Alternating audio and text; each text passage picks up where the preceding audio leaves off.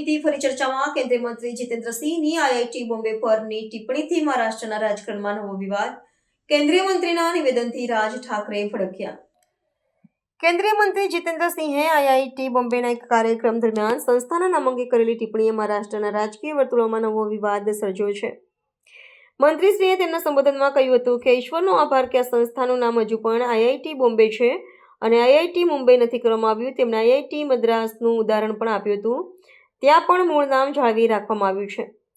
આ નિવેદન તેમણે સંસ્થાની વૈશ્વિક શાખ અને બ્રાન્ડ વેલ્યુના સંદર્ભમાં આપ્યું હતું, પરંતુ સ્થાનિક અસ્મિતાના મુદ્દે આ વાત સંવેદનશીલ બની ગઈ છે.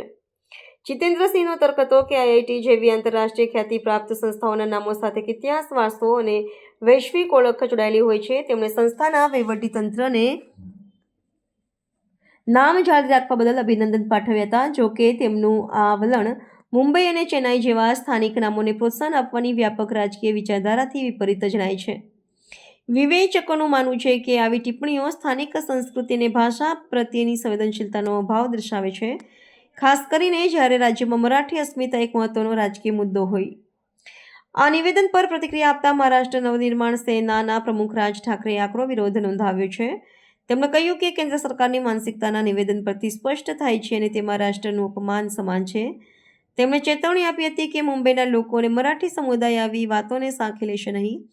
આ ઘટનાએ ફરી એકવાર બોમ્બે વર્સિસ મુંબઈ અને સંસ્થાઓના નામકરણની રાજનીતિને ચર્ચાના કેન્દ્રમાં લાવી દીધી છે, જે આગામી સમયમાં ભાજપ માટે સ્થાનિક સ્તરે મુશ્કેલી ઊભી કરી શકે છે.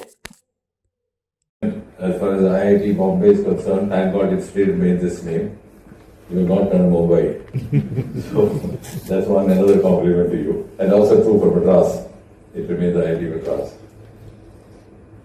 It's been being a pioneer, one of the earliest IITs, been a very consistent partner of the Department of Science and Technology ever since the department came into being. And most of the flagship initiatives from time to time have been partnered by some of the important institutes, 2 or 3 in India, which IIT Bombay is one.